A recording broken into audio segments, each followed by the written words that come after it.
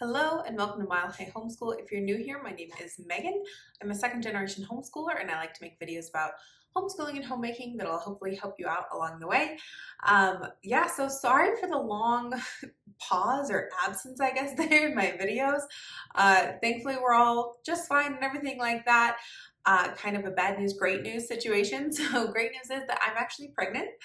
And we are very excited to have baby number 4 on the way. However, the bad news of that is that I have been just super out of it and very nauseous, very exhausted for quite a while now. And so YouTube was one of the things that fell off the plate.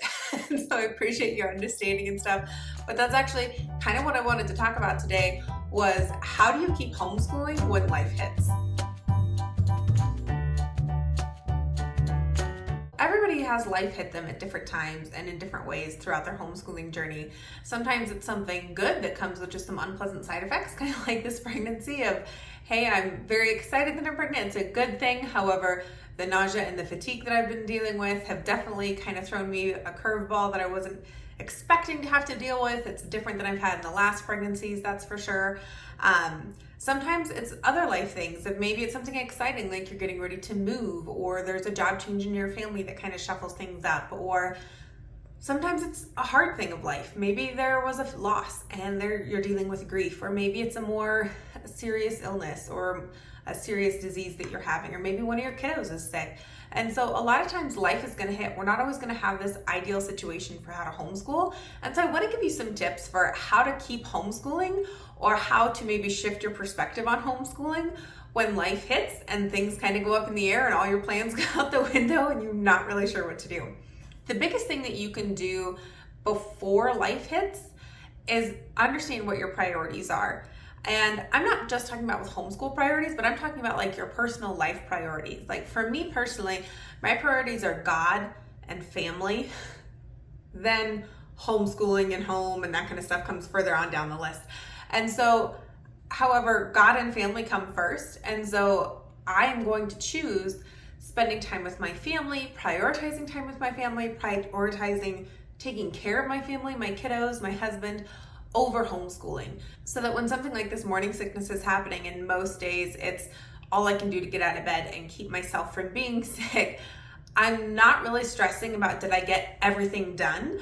I'm making sure my priorities are getting met, and then I'm taking time to take care of myself because I know it's just for a season.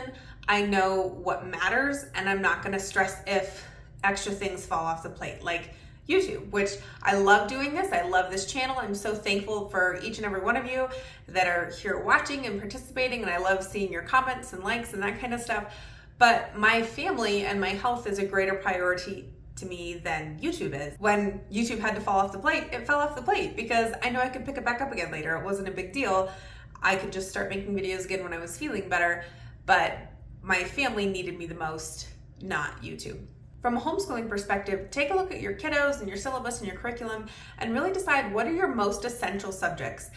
Now, I'm not saying that you are planning a bunch of fluff and that, oh my gosh, you're putting so much on your plate, why are you bothering with that? But really like pare it down to like, if I only had 30 minutes a day that I could do school with my kids, what would I want to make sure we got done? Or if we look back on this year and the only thing we got done were these 3 things, what are the 3 things I want to say we did this year? And so for me personally with my daughter, my priorities are math, language arts, and reading out loud. Because I know reading aloud is going to help with her language skills and just like quality family time in general. I know she really enjoys math, and so I want to keep feeding into that. I don't want to lose the momentum of where we're going with that. And same thing with language arts. Right now she's really enjoying it. I'm enjoying it too. It's a priority to me that she gets better at that, gets stronger at that, develops her reading and writing and spelling more. So those are the 3 things that on the days when I just wanted to go back to bed and take a nap, I would make sure we at least got those done. Okay, we'll sit down and do a math lesson. We'll do this language arts lesson. And maybe we're not even gonna read aloud. Maybe I'm just gonna turn on an audiobook and lay here on the couch and listen to it with you while you're playing Legos or something, and we'll count that as school today. When life hits, make sure you're being flexible. Maybe take a look at your calendar. Are there things you can move around? Is there a break you can move? Maybe there's a trip you can postpone till later in the year. Maybe even can you move things around in the day? A weird thing for me is that most of the time during the day is when I'm really nauseous, but then in the evening right before bed is when I feel like I have this upswing of energy and like I'm finally not sick anymore. And so some days we were doing school at 6 o'clock at night before dinner in bed. So it was just like, that's when I was not feeling crummy. And so that's when I could do it. So check your calendar and check just your day and see if there's maybe little ways you can rearrange it, kind of tweak your schedule, tweak your routine to come up with something that will work for this season, because it's just for a season, which is great. Also, don't be afraid to be creative with what counts as school. Like, I fully admit there was one day where I could not stand up straight without feeling just horrible.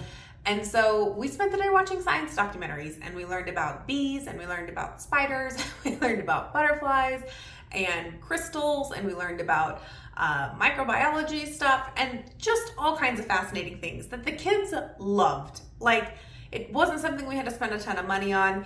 It wasn't something that had to take up a lot of time, but they loved it and have continued to talk about what they learned in those documentaries for days afterwards. And so just be creative. You know, maybe it's you're so sick and you can't go, or maybe you need to take care of family with this kind of thing right now, but maybe you've got a sitter or you've got a family member that wants to take your kiddos to the zoo.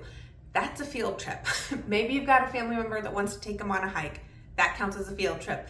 Tell the kids to take pictures with a phone and tell you about the nature things they saw. You know, it's okay to be creative. It's okay to think outside the box of what counts as school when life is hitting you. Also, don't be afraid to ask for help. I know a lot of times as homeschool moms, we feel like it's all on us. We have to take care of the whole house. We have to take care of the kids. We have to take care of everything with school. We have so much going on. It's so overwhelming. And we feel like if we ask for help, that means we've failed. It doesn't mean that. You can ask for help. Maybe your mom or your mother-in-law live close by and they can come over and help with something around the house. Or maybe they can read the history curriculum to the kids that day. Or maybe you could have a babysitter who can come and keep an eye on the kids and make sure everybody does their worksheet for math that day. Or maybe you ask your husband, like, hey, can you pick up dinner on the way home from work every night this week because I'm gonna be too sick to take care of it. Or maybe there's friends or church groups or that kind of thing that you could ask for a meal train for if you're going through a time of grief or a time of more serious illness. Don't be afraid to ask for help. It doesn't mean you're a failure. It doesn't mean that you're not doing a good job. It just means that you're in a season of life where you need someone else around you. And I think a lot of times we forget that the community and the world we live in now is not what's been the norm for the majority of human history. The majority of the time, you lived really close to your family. You had a really tight support group because everybody knew everybody. All the family and cousins and aunts and uncles were all in the same village together. You all grew up in the same town. Like, communities were much tighter knit than they are now. So don't be afraid to ask for help from the community that you do have.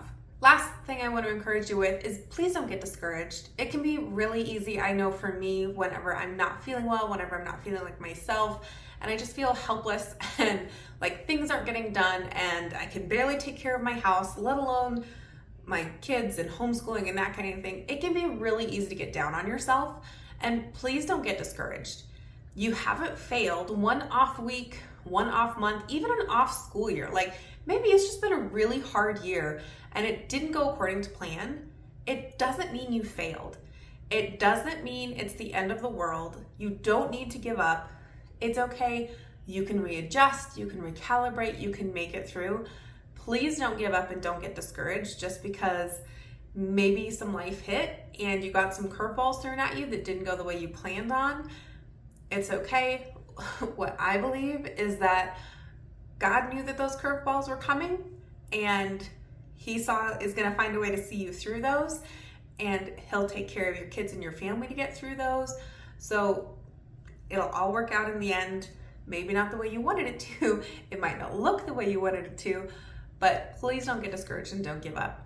One last thing I do want to mention on this video before I sign off here is that if you haven't listened to Mandy on The Handmade Homeschooler, she has an incredible set of videos that she does and talks about with her kids. Her boys are all older, but she talks about how she trained them to do more independent work and how to do more school independently, because she actually struggles with some chronic illnesses.